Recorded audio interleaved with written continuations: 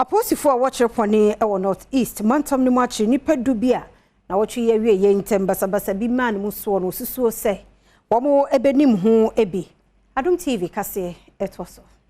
Apostle Juma Ewo Cheperoni ye no North East mantam no emo no achi adehye edubia osusu se basabasa yobi ekoso wenchike na wotwe twem no wo mu enim ho bi na sabasabasa yi wo kyerede a na efia hene ho masotwen bia na ekoso wo chokosimi no bi intem na nam so ma adehye ne bi hwere wo mu nkwa ya adan be ye aduonu no so wo mo hye ne dwurobe anya no nkwa adehye ne bi ajapade no wo mu motorbike de wo mu esei no nsemi ho no National Disaster Management Organization etwedia adehye be ya hensia na basabasa ye ekoso no wo mu nya baabi mfa wonti ento na sanso so na schools ahodo wo mu kro ne mo no wo mu atotum abrade isi wo nom ene join news edin komo no wo kyerɛ mu se nipa do ya post Juma Ewo no ache wo mo no wo do wo makwa kwetwera post fo ekokum na wo mo hwɛ ne mu se na watwe mienu eda ye ne mu wo do wo mo bekɔ asɛm de bia sanso so ene okaka ho se wo mbɛyɛ de mbetumi bia se de bia nipa do ya wache wo mo wo betumi de wo mo afamre mu na atentene ne atumi ayɛ adwuma